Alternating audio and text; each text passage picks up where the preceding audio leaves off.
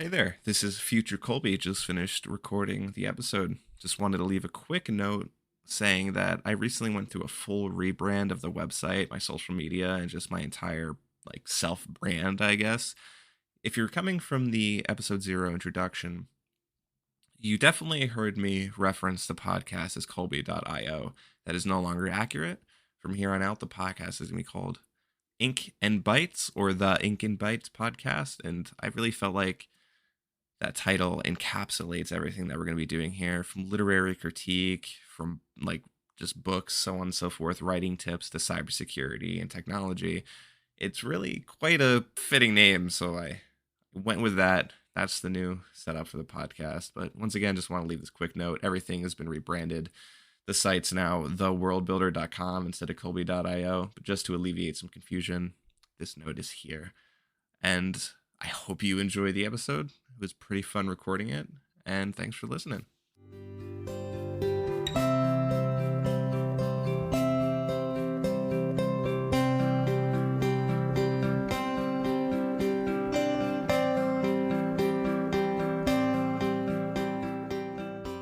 I always knew I wanted to be a writer. It was something that always interested me and drew my attention through the video games that I was playing at the time, like Destiny 2, and how the story was developing over the years and how villains were built, and from games like Assassin's Creed.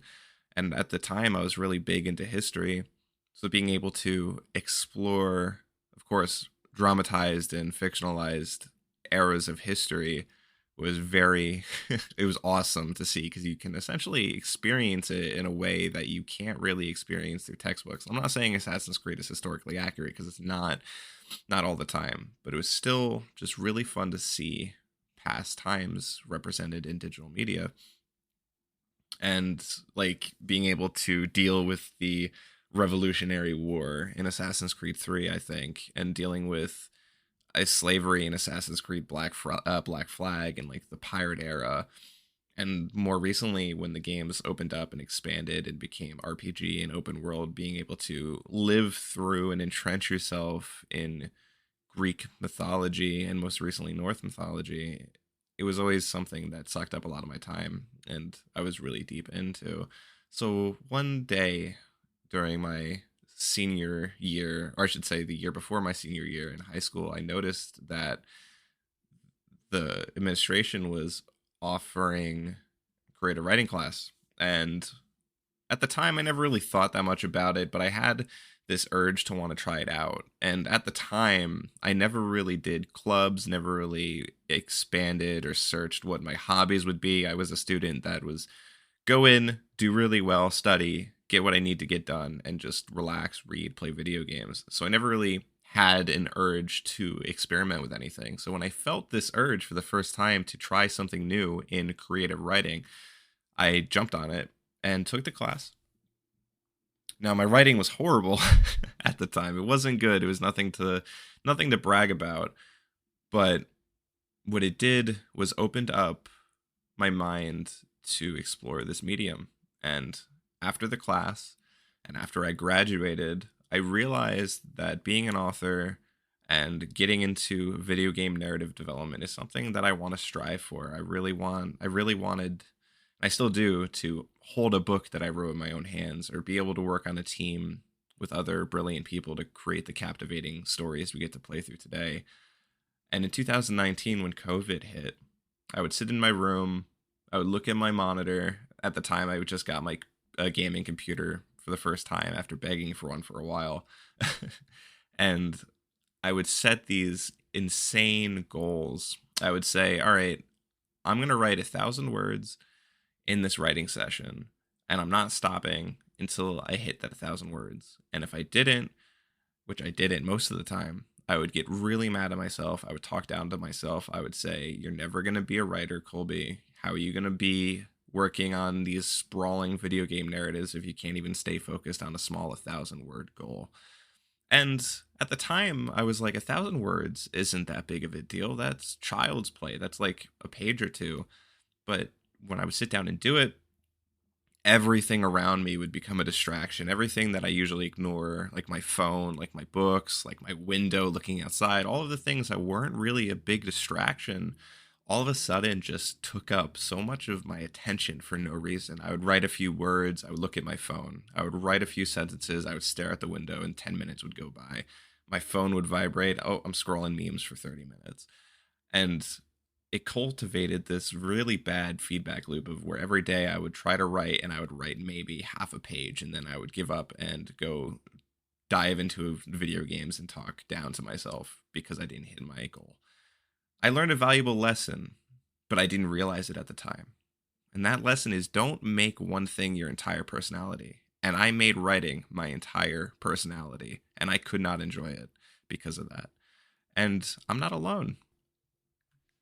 Whereas many Olympians define themselves by their sport, designing every hour of their lives around it, Van der Poel did not. In the build-up to the 2022 Olympic Games, instead of using his rest and recovery days to lie on the couch, drinking protein shakes, receiving copious amounts of massage work, and sleeping, which is what just about every other world-class athlete does, he went out with friends. My rest days were usually during weekends, he writes. In that way, I could spend the weekends doing fun stuff with my friends. Usually, I did not train at all during rest days. I rested both my mind and body. However, if my friends wanted to go alpine skating or go for a hike, I would join them. But I didn't perform any specific recovery. I tried to live a normal life. I drank beers like any other 25-year-old would. For an athlete of Van der Poel's caliber to sacrifice 2 days a week to normality and build up to the Olympic Games is unprecedented. What I just read is from the book Master of Change by Brad Stulberg, How to Excel When Everything is Changing, Including You. And unfortunately, I can't read that much to you because I don't make money from this podcast yet. But if I ever do in the future, I don't want any old episodes to come back and bite me in the butt because of copyright issues. So I highly recommend the book if you want more expanded visuals and explanation and just a fantastic look at this concept and many others that are in this book. It quite literally has changed my life in just a few pages. So once again, highly recommend it. Not going to read too much more from it, but it's a great book. One would imagine high-performing Olympic athletes would live, eat, drink, sleep, and breathe training and the sport that they're trying to be a peak competitor in, because the Olympic Games is like the highest of the high. That's the top level right there. There's a reason why it's so astounding, and winning that can change your life forever. But a lot of athletes do live, breathe, eat, sleep their sports. They train every day. They go through intense regimens. Everything they eat with a purpose, and they don't necessarily have normal days.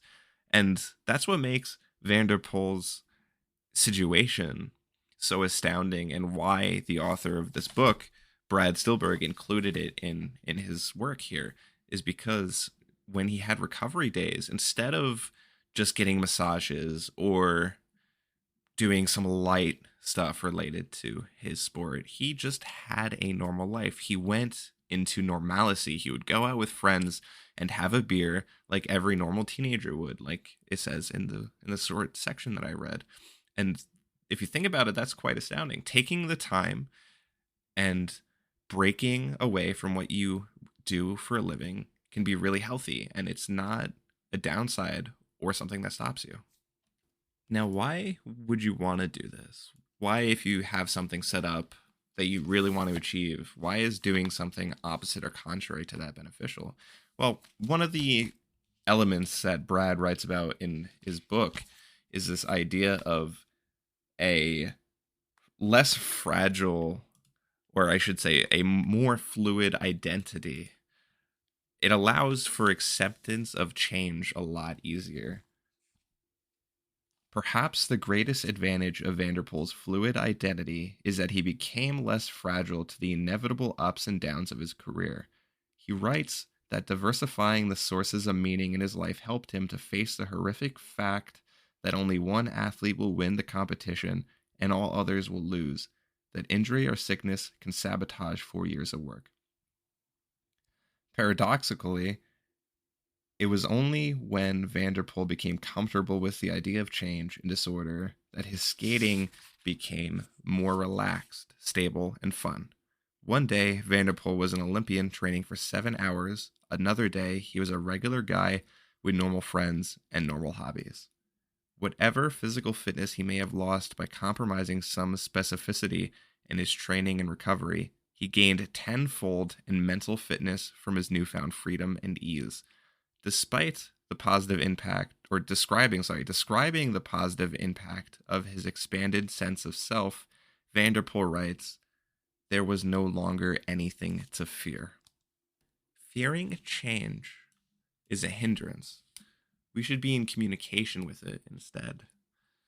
Now, take this for example. Think of a stream with some gently flowing water. When the stream encounters an obstacle, maybe it's a sharp turn in the path, or a boulder in the way, or a tree that's fallen in the stream because of the storms that have been going on, the water will morph its shape in response to that obstacle, to that change, and become whole once more after it passes. Maybe in a completely different form, maybe it's slightly dirtier because of the boulder, maybe it's slightly cleaner, who knows? But the point being is that it morphs its shape and comes back together on the other side. Now here's another, maybe more applicable example for some of you. Say you have a career goal in mind. You really want to be a computer scientist. Great. So you spend time learning how to program in Python. You spend time learning the language and just getting deep into the field. And after a while, maybe you go to school for a little bit, take some classes, you get the skills you need, and you start looking for a job, and you find an opening for just some local small business, and they're looking for an entry-level programmer. They're a small team. Everyone's really nice. You ace the interview. They're like, awesome. You're hired. Come in XYZ time. And then you go in, and the first task you're given is a marketing task, which has nothing to do with computer science whatsoever. Again, it's a small team, so you see that other people have to wear a lot of different hats. But you get this task, and you sit back in your chair, and you're like, damn it. This isn't what I wanted to do at all. This isn't what I signed up for. I'm going to protest this. And then you have this instant knee-jerk reaction of negativity towards it, which is something that is just embedded into a lot of our mindsets. It's nothing that is your fault. We all have that sort of reaction. But maybe after sitting back for a day, or maybe a few hours, if you're really quick at shifting mindset, and originally where this task or this new position that you're put in charge of, it originally looked like a wall stopping you from progressing. Now, as you think about it, it just becomes an inflection point of change. You're going through a change in your career. It might not necessarily be pointing you towards your end goal, but it's a buffer to help you reach it. It's a stepping stone to reach your ultimate career. It's not a wall or a complete divergence. The goal is not to waste time resisting change, but staying in communication with it, allowing you to use it for growth. So you're in communication with the new role you're stuck in. You're like, all right, I'm a programmer. I'm not a marketer, but I'll do it because it's what needs to be done. And I can use this new opportunity to learn something, add it to my skills, and use it to help me become a better programmer in the end.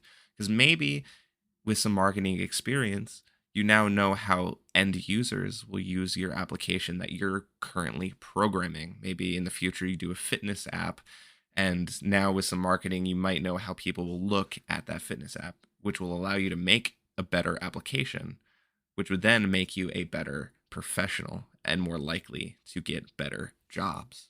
But none of that would happen if, in this example, you pushed back and be like, I'm not doing this, find someone else. You never would have went down that path. You never would have seen that side of things. So again, don't waste time resisting change, but stay in communication with it to help you reach what you really want to do. Finally, I'm going to close this out with turning back to Brad Stulberg's book one last time. Vanderpool's fluid sense of self protected him from the mental health struggles so many Olympians face, particularly when the whole of their identity becomes entangled with their sport.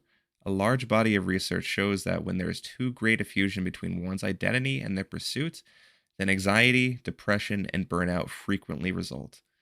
This is especially true during periods of change and transition when one's dominant sense of identity feels at risk. World class sport may be an extreme example, but it's a pattern that holds true in all lines of work and all walks of life. If you want to be excellent and experience something fully, then you've got to go all in, but only to a point.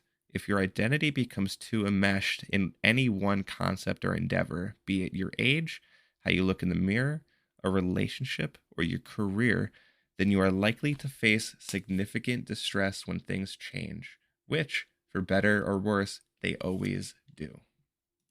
I hope this helped as it helped me. I cannot recommend this book highly enough. Once again, the book is Master of Change by Brad Stulberg, How to Excel When Everything is Changing, Including You. And like I said, helped me immensely because recently I've been going through a lot of professional change, financial change, and just growing up change, like this podcast, my world builder website, and just building my skills as a writer. And in quite literally the first 10 pages, this book has alleviated a significant amount of stress. Only if I had a time machine and I can go back in time and slap the younger Colby and be like, listen, don't make writing your entire personality. Take breaks, play video games that help you with your writing. And matter of fact, here's a final little note that just popped in my head right now. I recently have got really big into cybersecurity, and for a little bit I was concerned that it would take over my writing because I know I really want to write books and I want to work on narrative teams.